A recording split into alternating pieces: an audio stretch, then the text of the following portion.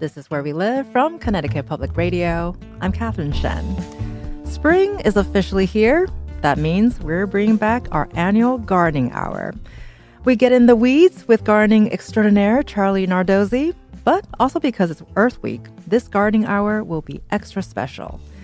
Today is all about gardening for climate change. Composting, native plants, and battery-operated lawn equipment are just some of the ways you can make your garden a little bit greener.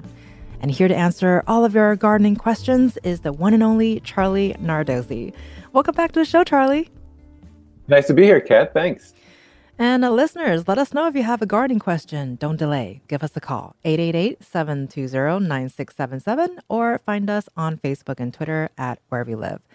So, Charlie, it's finally spring, although my car this morning may tell us a little different because I actually had to scrape off some ice. So not really into that right now.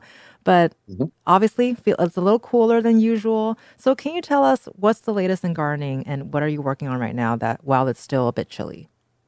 Well, even though it is a bit chilly the last few mornings, it's going to warm up and it's going to stay warm, at least into next week. And now, believe it or not, we're almost into May. So I know, time is not real. I know, exactly. So now is the time to start planting a whole bunch of stuff. This is the fun part. This is when it starts. So any of the cool season vegetables and annual flowers can start going in now. Everything from peas to onions and leeks, potatoes, greens, leafy greens, radishes, root crops. All of those can be planted in most areas without much of a concern because they can take a little bit of a frost. And of course, we still can get a frost well into May, as we knew from last year. Right. These kinds of plants can take a frost and really can do okay. And flowers, the pansies, violas, people have been seeing probably for weeks now in garden centers. But there's other plants like snapdragons, for example, that are pretty hardy too. And even things like petunias can take a little cold weather and be all right. So it's time now to start collecting all the things you need to plant if you haven't been seed starting them yourself. And starting to plan where you're going to put them, whether it be in containers, which of course you can do now and always protect the containers. Much easier to do that than protect a whole bed if we're going to get some cold weather, or if it's going to be in the ground. Now's the time to do it. And of course, it's hard to predict, but how can we tell when the last frost happens? Is there a way to do that? Well, yeah, you can start looking at the crystal balls. Yes. I ask the hard questions here. Those kinds of things. We never know. Generally, the USDA has the last frost dates, and you can look up online to find out in Hartford, for example, or Waterbury or New London where the last expected frost date is. But that's just going to give you kind of a range, an idea. Usually along the Long Island Sound, you're going to be looking at pretty close to now, early May, maybe be the last frost date, expected last frost. If you go up into the hills of Litchfield and over in eastern Connecticut, it may be more Mother's Day to Memorial Day. But generally, for warm season crops, you probably want to stick between that Mother's Day, Memorial Day window and just kind of see what the weather's looking like, get those week-long forecasts. And certainly for things that like it really hot, there's no need to rush out things. You can plant things into June very easily that like the heat because they'll just start growing really fast. So it looks like our estimation for Hartford is around May 12th. So would that be the right time to bring plants outside, for those plants who like a little bit of sun? Oh, like house plants, is you're thinking of? Mm-hmm. Yeah, I would even wait past that because houseplants are tropical and subtropical. So it's not a matter of freezing. It's just they don't like the cold. Sure. So anything below like 50 degrees, they're really not going to appreciate. So I would wait till maybe end of the month, even into June, before I started moving out my Scheffleras and Monsteras and philodendrons or any plants like that you want to just have outside for the summer. Okay. And do you just keep it outside all day long or do you bring it back in? How does that work? Well, that'll depend. When we first bring it out, we can still get really chilly nights in late May and early June. So you want to just watch the weather and see what's going on. But once it's kind of really established itself and we're getting those nice warm summer days and nights, then you can leave them out 24 hours a day.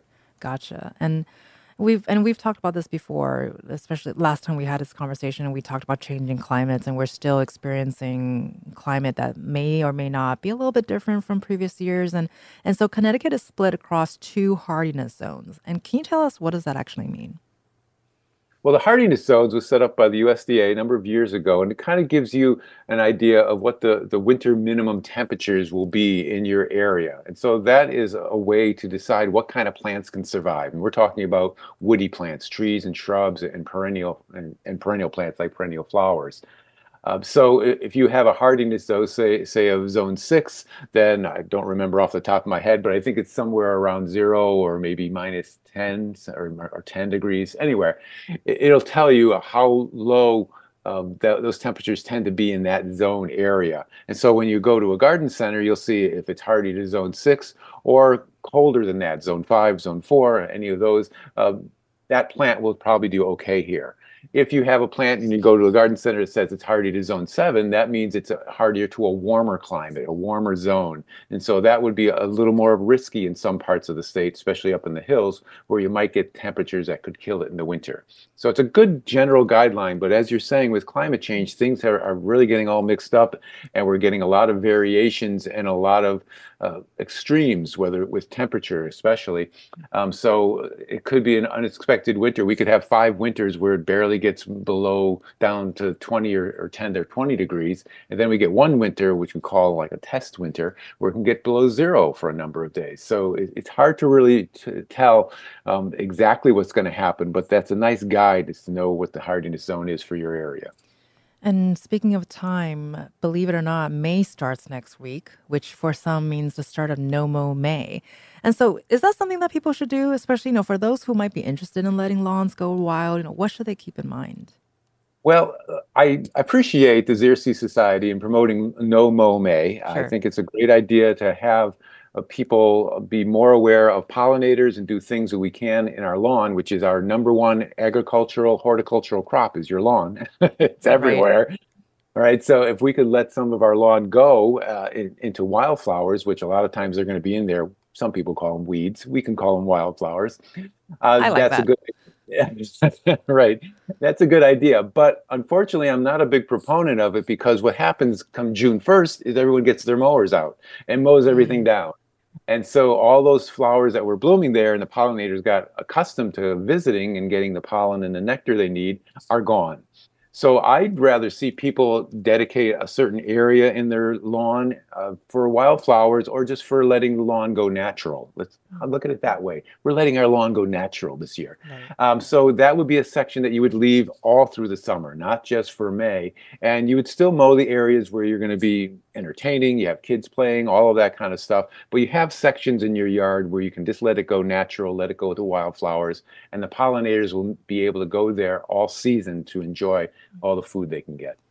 And speaking of lawns too, we have talked about ways to maintain your properties in more eco-friendly ways, and many mowers and weed whackers are gas powered. But I think we're now seeing other greener solutions and options. So can you share with us, what are some of those options? Well, you're seeing a lot more electric battery powered mowers and string trimmers and blowers and all of those. And those are great because you're not polluting the atmosphere, the environment, whether it be air pollution or having spills. If you're like me, I'm a little clumsy when I'm doing things like that. So if I'm putting gas in my mower or changing the oil in the mower, it spills. And of Mm. course, that gets into the soil, and that's not good for the environment. You avoid all of that stuff. My wife was so happy when we got rid of our gas mower for that reason alone. It's cleaner, it's easier, it's better for the air and the soil. And they've really improved the batteries. When we first started doing this maybe 20 years ago with a battery-powered mower, it would always get clogged. If the grass was too wet, it wouldn't mow very well. If the grass was too high, it wouldn't mow very well. But now the batteries are stronger and they do a much better job. And they're often mulching mowers so that you're chopping up the grass clippings. And our mower has 2 blades on it, so it really chops them finely and leaves them on the lawn. And that's feeding your lawn, so you don't have to fertilize your lawn because you're just feeding it with the grass clippings that are there. So using something with a battery power to it is a really nice way to help the environment and make it just cleaner and more enjoyable to be out in your yard. Mm. And we were talking about climate change, and of course, we're definitely seeing a changing weather pattern here in Connecticut, and that we saw some pretty intense storms across the region the last year or so, and of course, now some people are utilizing the extra rain that we're seeing. So I think this is the latest thing. People are really into rain barrels. So can you talk about rain barrels and stormwater practices that we can introduce to our gardens? Yeah, as I was saying, you're mentioning, Kat, about climate change, we could have a real wet spring and then all of a sudden it just stops and it just Right. goes really dry and it becomes a drought by July and August. So collecting that water and having it on hand is a great way to ensure that you have adequate water for your plants. And the water that comes from the sky is often a lot better than the water that comes from the municipalities because the town often will treat that water with chemicals, and sometimes those chemicals aren't the best things for the plants that you're growing. So if you can save some of that water that's coming off your roof through your gutter system, there are these rain barrels that are 55-gallon drums. They have a system where you can just run your downspout from your gutter right into the barrel. It's a screen there that'll collect all the leaves and debris that's there, so you just get the water. And then if you elevate it, put it up on some cinder blocks, you can just attach a hose to the spigot at the bottom, and through gravity feeding, you can just run a hose right to your garden, and then you can use it to water. Now, it's not going to have the same kind of pressure, of course, you would have from a water tap off your house, but you will be able to water plants that way and make sure you're getting good water to those plants that need it, and especially when it's really dry. And so, of course, that sounds like it will reduce at least a little bit of water consumption in the garden, right? In some way. Yes, and you're reducing the water consumption too, and your water bills. Yeah, that's a good one. I would That's always appreciate. good, right? Yeah, anything to get that lower, I think anyone would appreciate. And another concern I have actually is so I get really bad mosquito bites. I'm probably allergic. I should get that tested. But are there any workarounds of not attracting even more mosquitoes with rain barrels and other standing water? Because I that's another thing right over the last couple of years where they're coming out earlier and I think more vicious compared to Yeah, before. right. And they carry diseases and all kinds of. We don't have to get into that. Right. That's a different show. We'll talk about that That's later. another show. We won't go there. But the nice thing about the range barrels is that many of them are closed systems. So they run the downspout into the barrel. It's sealed, and so the water is not open to the environment. So the mosquitoes can't lay their eggs and their larvae in the larvae hatch in those barrels. If you have an open topped barrel and you're doing a rain barrel system, maybe you're doing a makeshift version of it, that would be a concern because that would become a breeding ground for mosquitoes. But the ones that I see on the market now are closed, so you don't have to worry about it. Well, we love not worrying about things. That's one less thing to worry about. So Yes. appreciate that. Earlier this week, we also spoke with Jonathan Savage from the Greater New Haven, which is or Gather New Haven. It's an organization that works to maintain and preserve community gardens throughout the New Haven area. And so we talked about a lot of reasons to have gardens, and one of them is the health benefits, both physical and mental. So do you see, or what do you see as some of the major health benefits of garden for when it comes to gardening? Oh, there's lots of different health benefits. There's first of all the exercise benefit. I'm always astounded because I feel like I do a pretty good job keeping myself in shape through the winter. Exercising, skiing, doing things like that. But invariably, the first day that I'm out in the garden, I spend some time out there. I come back and I'm sore Mm, because there's all these muscles that I'm not using right. normally. The digging, the raking, the bending, the picking up, all of that stuff. So it's a great exercise. If you, of course, and I always have to caution people to break into it gently. Yes. Don't just go out there because it's a sunny, beautiful Saturday and spend the whole 8 hours that day working outside. Do it in steps and increments, build up your health just like you were exercising. You wouldn't run a marathon after just running for a couple days. So build up to it. So the physical benefits are really great. It saves you on going to the gym. You can just do a lot more gardening. And then the health benefits are great because there's nothing like coming home after a hard day of work and you just sit down in your garden and you can just watch the butterflies go by. You can maybe grab a few cherry tomatoes to munch on. You can see the bees flying around. It's the sun's there. You're enjoying the flowers that are moving in the breeze. It just relaxes you. And there's a lot of scientific studies now that talk about just by being around plants, whether it be a house plant or an outdoor plant, it's just more soothing, more relaxing for your whole body and whole mind. So there's that whole part of it that I think we could really emphasize more and more because people feel really stressed out these days. And this is a really simple way just to be able to relax every day. Well, just your description of that, I'm already like really relaxed right now. So There you go. yeah, I'm so relaxed right now. But here's another thing, right? Like not everyone can have their own garden. Gardens Mhm. can be labor intensive, and like you're not able to do that, or you actually just don't have a physical property. A lot of us are Right. in apartments or they rent, so they don't have their own personal space. But community gardens are very big and they're becoming more and more popular, and we have more green spaces now, I think, than before. So, how do you see the role of community gardens and sort of green spaces for more people to get access to gardening? Yeah, community gardens are great because they do give people access who normally wouldn't have it. But the other component of community gardens, because I used to be a community gardener, excuse me, myself, is that you end up meeting people and you end up talking with people who you normally maybe would never meet. And the beautiful thing about Connecticut and many states is that these community gardens are kind of a blending pot of all different cultures, different traditions, different nationalities, and you learn things from different people, different plants that they grow, different foods that they eat, things of that nature. And I always have felt like gardening is a great way to communicate with people who may not have the same values, backgrounds, and beliefs that you have, but you can all come together in the garden. And we can all agree that eating good food is a good thing. Seeing beautiful flowers is a good thing. And we can just really connect there on that level. So I think community gardens are a great way to do community building, because that's another thing that's been proven is that neighborhoods that have community gardens have less crime, less graffiti, less violence to them, because people are watching out for each other and people are connecting with each other. I do like seeing the green whenever I drive by one or walk by one. So Yeah. it's good for the eyes as well, I think. So clearly the gardening season is upon us. And with us this hour is Charlie Nardozzi. He's a horticulturalist and host of Connecticut Garden Journal here on Connecticut Public Radio. And he's here to answer your gardening questions and ours. So join the conversation. Let us know what questions you have. 888-720-9677 or leave us a comment on Facebook and Twitter at Where We Live.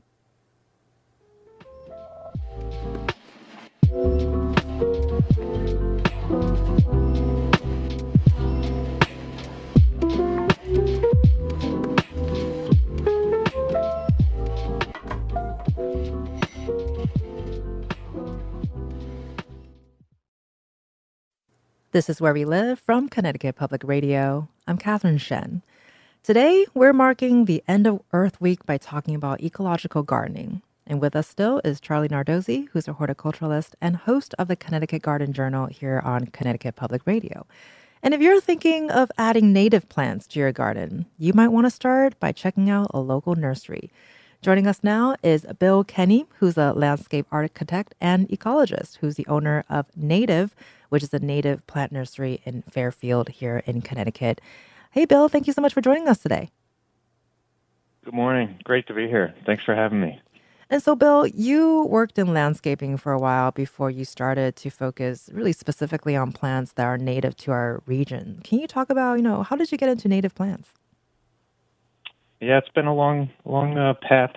I've been at this for 30 years as a landscape architect and a degree in that initially, and then worked in that field specifically, and then realized I need to learn more about the environment I was manipulating or working with, and went back to school and got a degree in environmental management, and then became so amazed by our local ecosystems and communities, natural communities, and the interaction of the native plants and the variety and just the beauty of them, and so I definitely gained that great appreciation for that. And then with research that has occurred in the last 10 to 15 years, particularly with the groundbreaking work of Doug Tallamy, an entomologist from the University of Delaware, where he was able to document amazing benefits of native plants to our native insect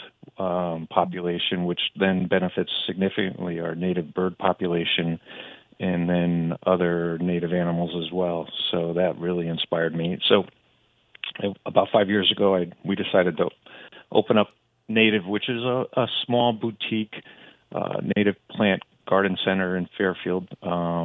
We are not currently growing on our own plants, but we buy from a variety of growers and sell the plants here. And love to, just as I went personally through an education process, we love to educate our customers and teach them about native plants. And because when you say native plants, that means can mean many different things, and and have different benefits based on different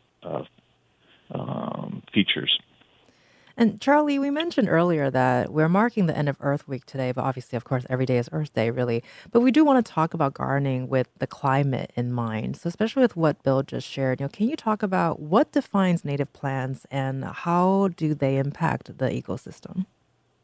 Well, that's a great question, Kat. That's a whole nother show. Yeah, we have like 3 shows. Yeah. We could just keep talking, right? It's a true story. That is part of the discussion that's out there is what is a native plant? Some people define it as a plant that was here before the Europeans came to North America, to this area. Some people go further back than that. Other people don't define it as clearly, and it's more a plant that maybe has become endemic around here, and it actually is kind of beneficial. So defining a native plant is a bit of a problem. I always like to think of it in terms of a plant that behaves well in the environment. Let's put it that way. One that we can enjoy, that insects can enjoy, butterflies can enjoy, native populations of animals and birds can enjoy, but one that is not what we call a thug, that kind of takes over, like a Japanese honeysuckle, for example, that you start seeing it's out leafing out now. So knowing what kind of plants and working with folks who work with native plants can really help direct you as far as what's the best plant for your situation, giving the sun, the soil, the amount of moisture in your soil, and is this plant one that can really behave well in your environment? And so, Bill, building on what Charlie just said too, what do the conversations with your customers look like when they are looking at buying native plants, especially if they've been cultivating a garden for a while? Is this sort of like a case-by-case basis? Certainly case by case, and then I agree with all that Charlie said. And there's native can be, when you think of red maple. Red maple grows. You find it growing naturally in Canada all the way down to Florida. But certainly the red maple that's in Florida is going to be different than the red maple in Connecticut, and so there'll be genetic variation.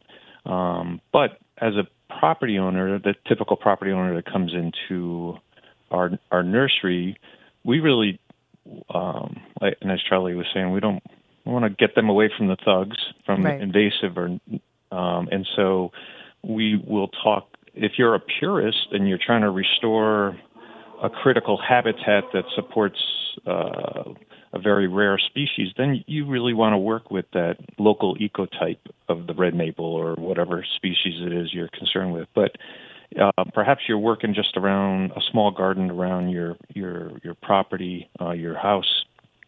Then we cast a wide net. We offer cultivars of native plants, and there's studies that show that some cultivars have less benefit for different reasons to the local wildlife than other cultivars, and so we try to let people know about that. But the fact, I'd rather have them using a native cultivar for their foundation planting than something from Asia or Europe. And I think of these native cultivars as sort of the gateway drug to native plant addicts.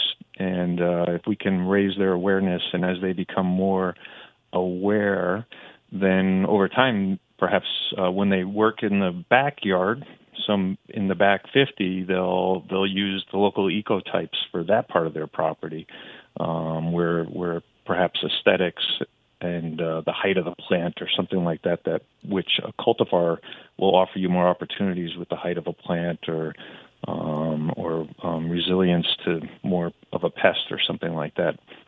So I do want in the back. Mm-hmm. No, go for it. Go for it. Yep. Yeah, so we go through discussions like that. And of course, we talk about their particular soils or drainage and those things as well.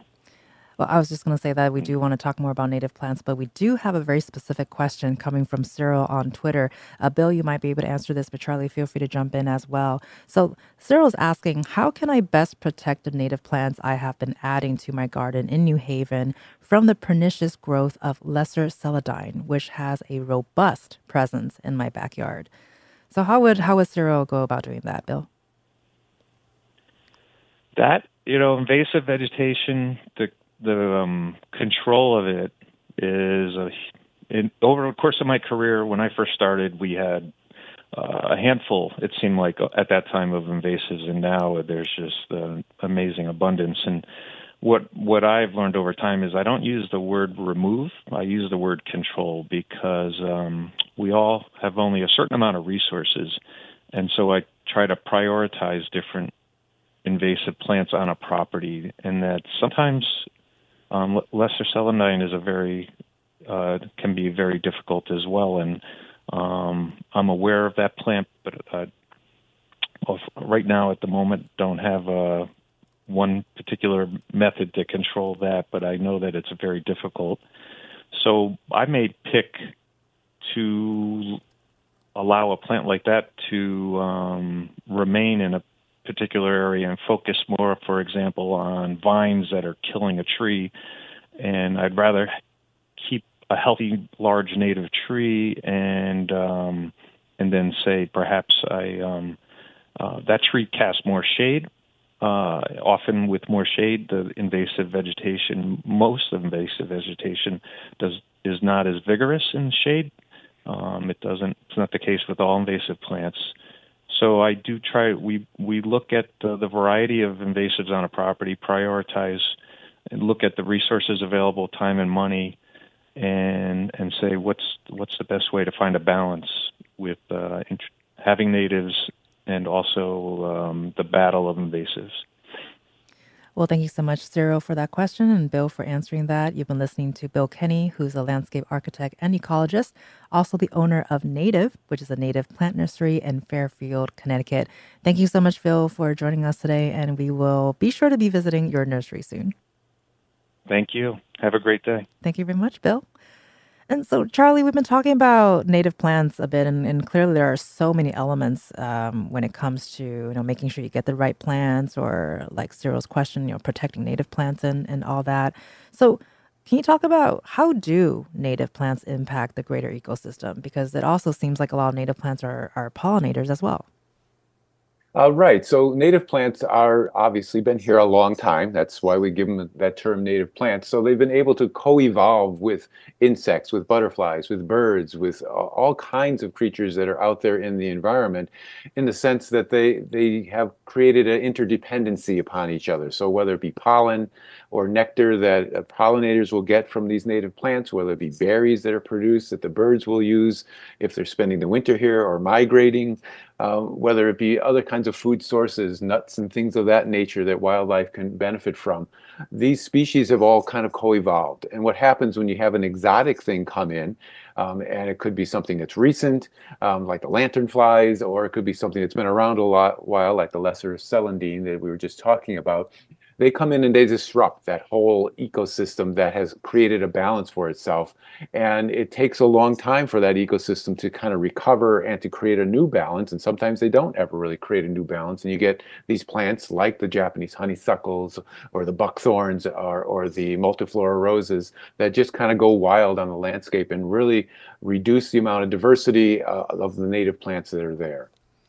So I'm going to take a moment and take a quick call from Anne, who is calling in from Hebron, and she's worried about the spread of jumping worms. Anne, you're on the line.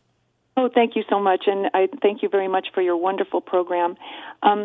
Because we're talking about ecological gardening, I think it's really important for gardeners to be told about the invasive jumping worms that unfortunately are unknowingly spread often by some of our gardening practices. And the problem with these jumping worms is that they actually they eat all the organic matter in the soil, which actually then becomes a threat to all the different reasons that we have plants, because plants can't sprout or grow. So it's a threat to the biodiversity and especially a threat to forests, and thus it can actually help make climate change even worse, because as we can imagine, they also, well, anyway, it's complicated. But anyway, the problem is right now they are in their cocoon form, which is basically the size of a poppy seed. So as gardeners, we can't see them in the soil or in mulch, and that's how they're being spread. So the Connecticut Agricultural Experiment Station, if you look for Dr. Gail Rich's, all her information that she has online, you just do a search for Connecticut jumping worms fact sheets, and you will find the prevention tips, which are on page 5 of the fact sheets, but it involves buying bare root plants, because that way you won't be, you'll be sure not to have the cocoons in the soil. You wouldn't see these actual worms until later on in the summer, and by then they've already been multiplying. They're very voracious eaters, and they multiply very fast. So it's really too late once you actually see the worms. Well, thank you so much, Anne, for calling us and giving us information, and we appreciate you sharing your story with us. And of course, got to direct that story to Charlie. Clearly, Anne is not going to be the only person worried about jumping worms. Is this something that you're worried about, or anything that you can caution our listeners who have this issue? Yes, it is a very big issue. I'm glad that Anne brought it up. I just went to a talk recently by some scientists doing research on this, and it isn't a problem. One of the fascinating things is that, we think of night crawlers or the earthworms that we normally have in the garden, and I grew up with the idea that, if your garden has a lot of earthworms, it's a good thing. Right. Well, in fact, those are invasive. They came here with the colonists. Before the European colonists came to North America, there were no earthworms in the ground. And so they changed the whole ecosystem when they came here. It's just that we weren't around before the earthworms weren't here, so we don't know what it used to be like. And the same thing is now happening with the Asian jumping worms. They're coming in and changing the ecology of our forests and our grasslands because, as Anne was saying, they have a voracious appetite.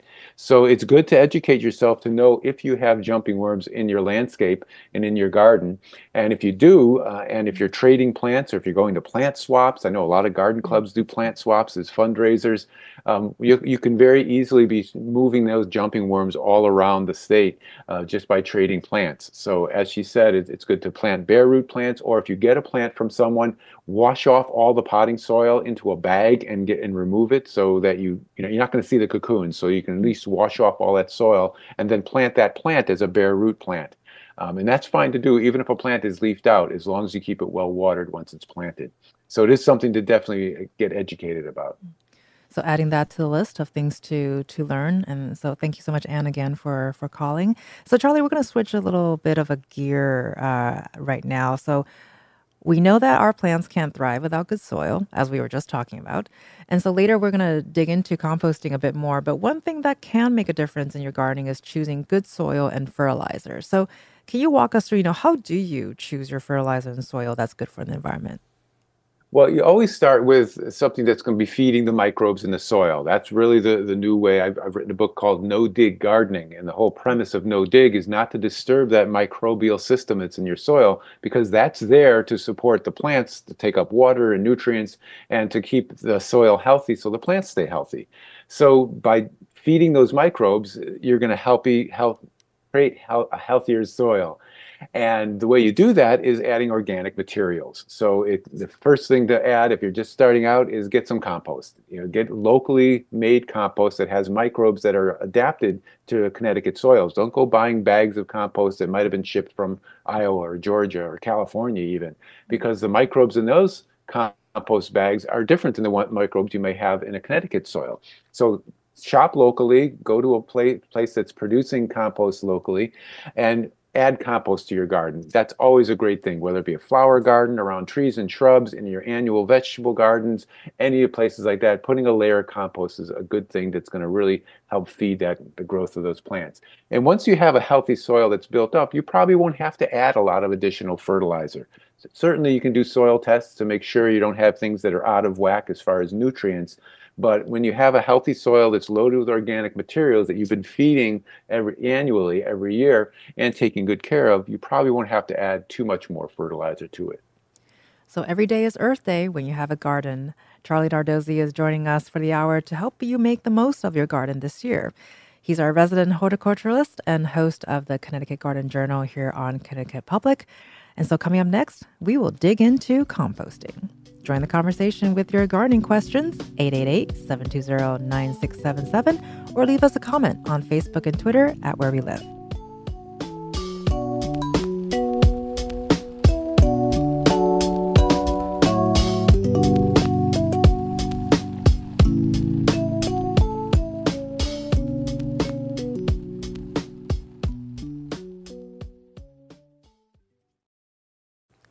This is Where We Live from Connecticut Public Radio. I'm Catherine Shen. Gardening can have a place in all of our lives, whether you struggle to keep houseplants alive or you've cultivated an amazing cottage garden for years. Composting can help bring your gardens to life, big or small. Joining us now is Dawn Pettinelli, who's an associate extension educator at the Department of Plant Science and Landscape Architecture with the University of Connecticut, and she's part of the Master Composter program. Dawn, thank you so much for joining us today. Well, thank you so much for inviting me. And still with us is Charlie Nardozzi, who's a horticulturist and host of the Connecticut Garden Journal here on Connecticut Public. So, Dawn, last year we spoke to a Master Gardener program, but this year we're talking about the Master Composter program, which I think a lot of people have not heard about. So can you tell us about how it got started? Sure. This is a little bit smaller than the Master Gardener program, but we developed this probably because about 20 years ago or so, it seemed like there really was an increased awareness and interest in all of the large amounts of organic waste materials that were being collected. And where do they go? They go into our limited solid waste streams. Actually, from figures from a few years back, the USDA said that every year we're throwing away 133 million pounds of food waste. And that food waste makes up about a quarter of our municipal solid waste. You know, it's heavy, it's wet, it's expensive. And the problem with that is a lot of times it's buried in landfills. So what happens if you get organic waste in landfills? Anaerobic decomposition occurs. Methane, which is a greenhouse gas, is produced, and that methane's been linked to climate change. But a lot of this food waste and yard waste and other organic materials, you can keep it out of landfills. So not only would it reduce methane gas emissions, but by composting it, you could turn it into a really valuable soil amendment. And at the same time, both the University of Connecticut Soil Nutrient Analysis Lab and the UConn Home and Garden Education Center, both of which I manage, we were getting a lot of requests on composting from individuals, groups, municipalities. So we're just a small group. We really didn't have the resources to respond to all these requests. And since we were familiar with the Master Gardener program, which is a Train the Trainer program, we decided to start with a smaller scale Master Composter program. And we offered it first in 2009. So this was a way that we could educate small groups of Connecticut residents about composting so that they would go on to spread the word about keeping these organic materials out of the landfill by composting. And at the same time, they're making a valuable, sustainable soil amendment that they could add to their gardens. Well, and with what you're saying too, that you're getting so many requests from people about composting, and I feel like composting is one of those things where it has been sort of come and go off and on. It's just conversations that I've heard really like over the years. It's never gone away, but I feel like it's coming back in a very like large force this time around. You know, can you talk about why do you think there are so many people getting interested in composting, you think? Well, I think it may be for several reasons.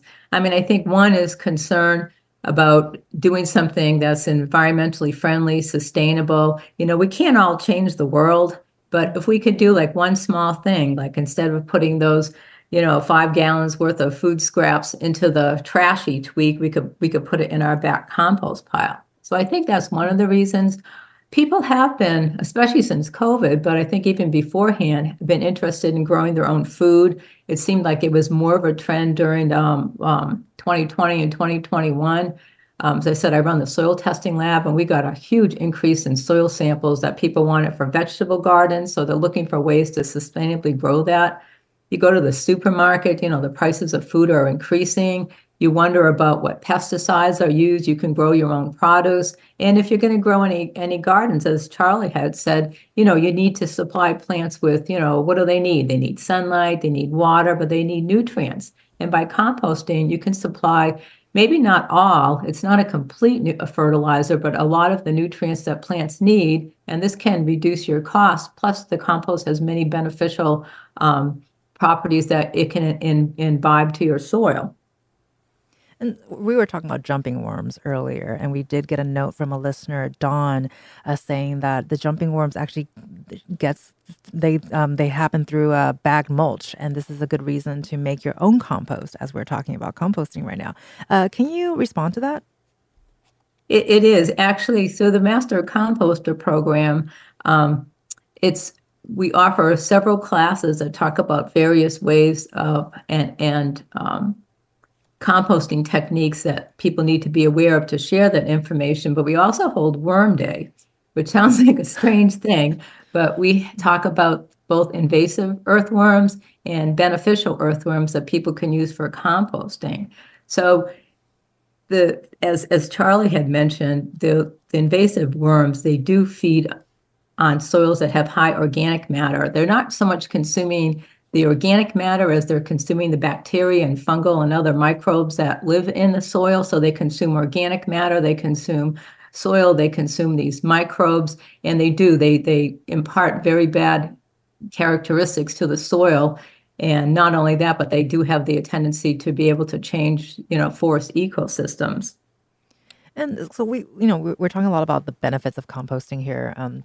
Especially how it impacts plants in the environment. Does it have a different impact when we're talking about fruits and vegetables, or is it kind of more or less the same?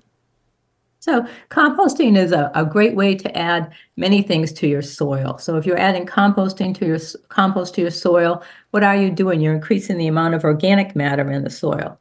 And as Charlie had referred to, you're feeding the microbes. So these microbes, people don't realize it, but really and truly, all life depends upon the microbes in the soil, the microbes that we can't see. There could be more microbes in a handful of soil than there are people on the planet Earth. And what are we up to? Like over 8 billion or something like that now. There's a lot of people here, and there's a lot of microbes in the soil. The compost supplies food for the microbes, energy for the microbes.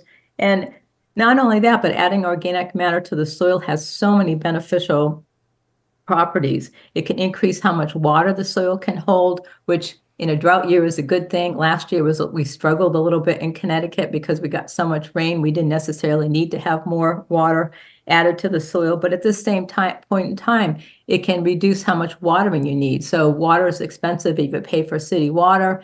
It can reduce how much water that you have to add because organic matter acts like a giant sponge.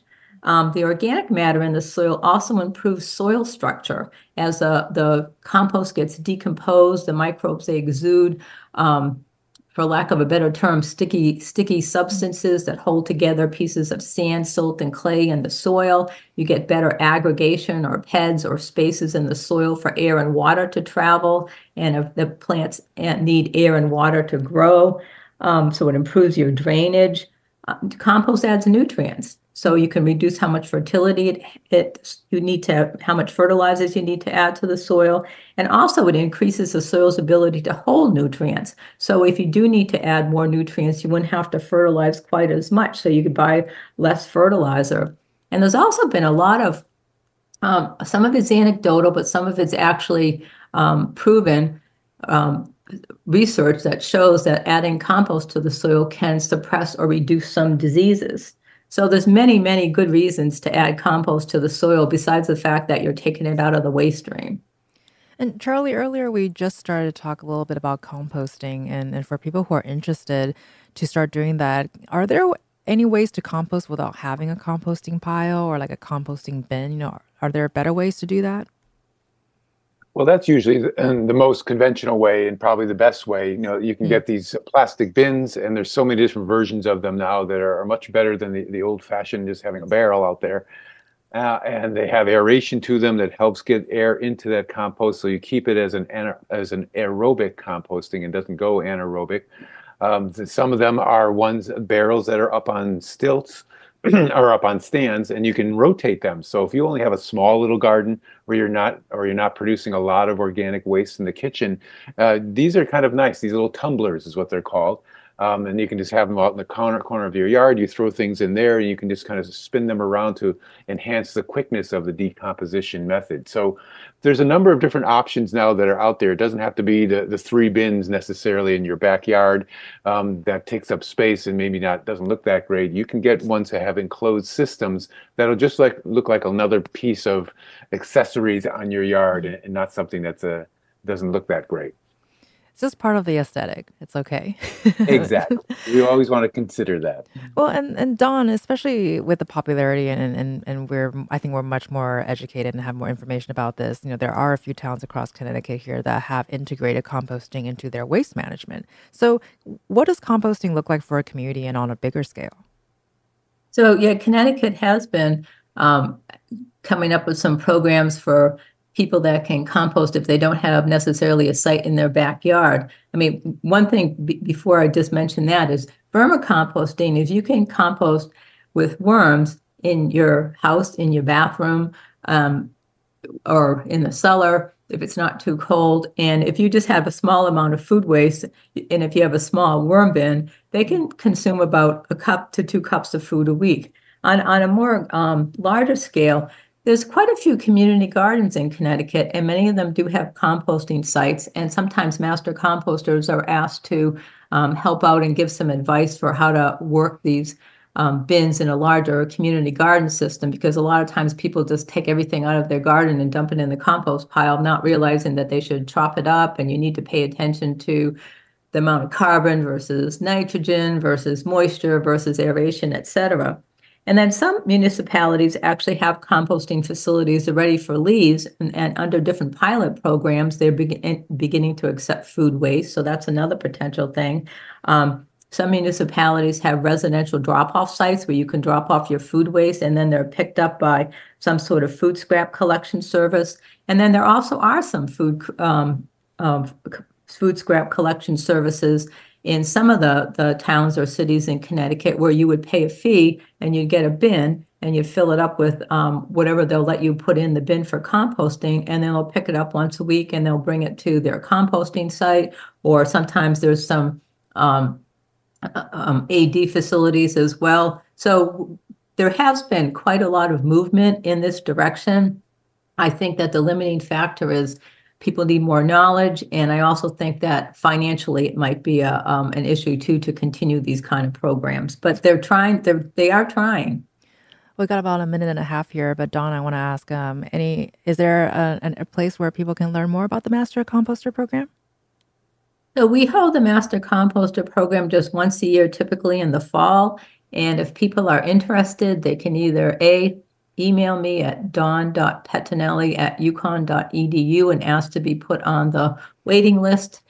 We usually come up with a program in July. I work with Gail Reynolds, who's a master composter coordinator in Haddam, that helps me out. And if you look on the UConn Home and Garden Center's website, which is www.homegarden.cahnr.uconn.edu, there will be an announcement when we end up finalizing the program and registration start. Well, thank you so much for that. You've been listening to Dawn Pettinelli, who's an associate extension educator at the Department of Plant Science and Landscape Architecture with UConn. Thank you so much, Dawn, for being with us today. Well, thank you so much for having me. Of course. And we have Charlie Nardozzi, who is a horticulturist and host of the Connecticut Garden Journal. Thank you so much, Charlie, for coming on and always educating us about plants. You're welcome, Kat. It's been great to be here. I'm Catherine Shen. Today's show is produced by Tess Terrible. Our technical producer is Kat Pastor. Download Where We Live anytime on your favorite podcast app. And thank you so much for listening. Happy planting.